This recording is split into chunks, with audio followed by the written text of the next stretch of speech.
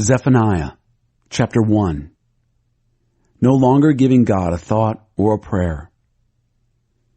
God's message to Zephaniah, son of Cushi, son of Gedaliah, son of Amariah, son of Hezekiah. It came during the reign of Josiah, son of Ammon, who was king of Judah. I'm going to make a clean sweep of the earth, a thorough house cleaning, God's decree.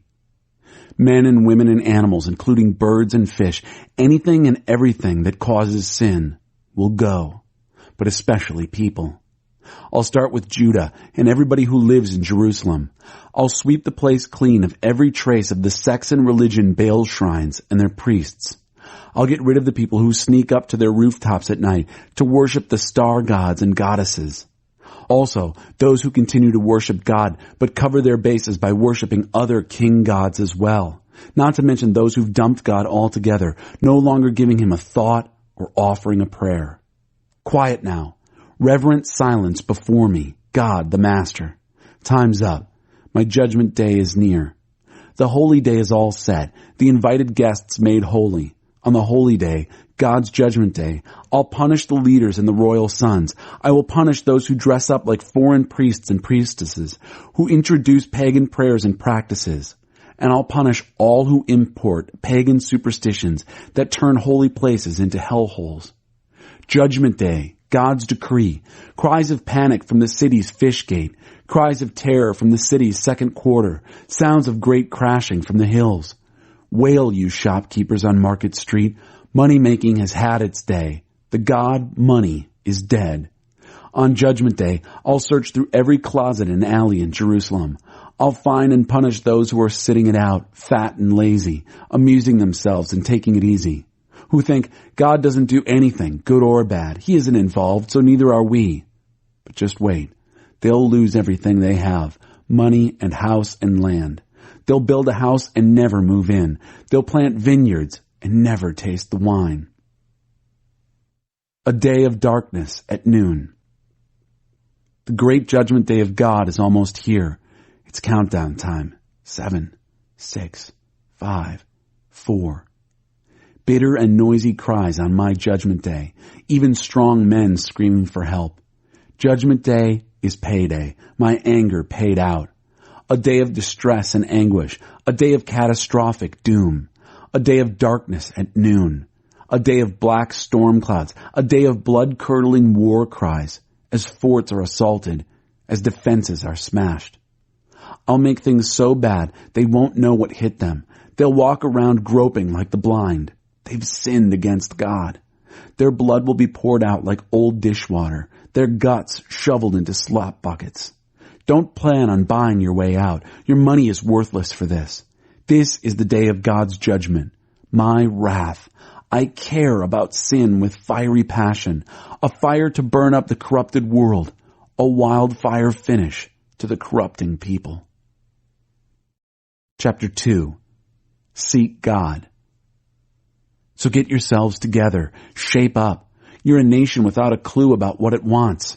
Do it before you're blown away, like leaves in a windstorm, before God's judgment anger sweeps down on you, before God's judgment day wrath descends with full force. Seek God, all you quietly disciplined people who live by God's justice. Seek God's right ways. Seek a quiet and disciplined life. Perhaps you'll be hidden on the day of God's anger. All earth-made gods will blow away. Gaza is scheduled for demolition. Ashdod will be cleaned out by high noon. Ekron pulled out by the roots. Doom to the seaside people, the seafaring people from Crete. The word of God is bad news for you, who settled Canaan, the Philistine country. You're slated for destruction, no survivors. The lands of the seafarers will become pasture land, a country for shepherds and sheep. What's left of the family of Judah will get it. Day after day they'll pasture by the sea and go home in the evening to Ashkelon to sleep. Their very own God will look out for them. He'll make things as good as before. I've heard the crude taunts of Moab, the mockeries flung from Ammon.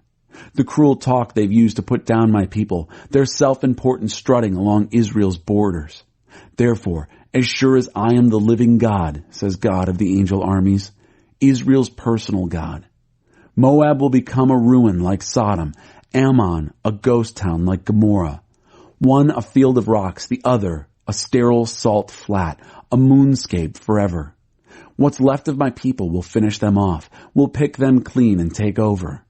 This is what they get for their bloated pride, their taunts and mockeries of the people, of God of the angel armies. God will be seen as truly terrible, a holy terror.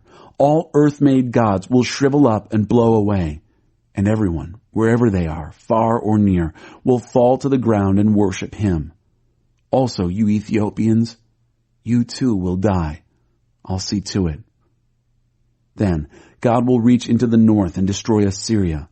He will waste Nineveh, leave her dry and treeless as a desert, the ghost town of a city, the haunt of wild animals. Nineveh will be home to raccoons and coyotes. They'll bed down in its ruins. Owls will hoot in the windows. Ravens will croak in the doorways. All that fancy woodwork, now a perch for birds. Can this be the famous fun city that had it made, that boasted, I'm the #1 city, I'm king of the mountain? So why is the place deserted, a lair for wild animals? Passers-by hardly give it a look. They dismiss it with a gesture. Chapter 3. Sewer City. Doom to the rebellious city, the home of oppressors. Sewer City. The city that wouldn't take advice, wouldn't accept correction, wouldn't trust God, wouldn't even get close to her own God. Her very own leaders are rapacious lions. Her judges are rapacious timber wolves, out every morning prowling for a fresh kill. Her prophets are out for what they can get. They're opportunists. You can't trust them. Her priests desecrate the sanctuary. They use God's law as a weapon to maim and kill souls. Yet God remains righteous in her midst, untouched by the evil. He stays at it day after day, meting out justice. At evening, he's still at it, strong as ever. But evil men and women, without conscience and without shame, persist in evil. So I cut off the godless nations. I knocked down their defense posts, filled her roads with rubble so no one could get through. Her cities were bombed out ruins, unlivable and unlived in. I thought, surely she'll honor me now, accept my discipline and correction, find a way of escape from the trouble she's in, find relief from the punishment I'm bringing. But it didn't faze her. Bright and early she was up at it again, doing the same old things. Well, if that's what you want, stick around. God's decree. Your day in court is coming. But remember, I'll be there to bring evidence. I'll bring all the nations to the courtroom, round up all the kingdoms, and let them feel the brunt of my anger, my raging wrath. My zeal is a fire that will purge and purify the earth. God is in charge at the center. In the end, I will turn things around for the people.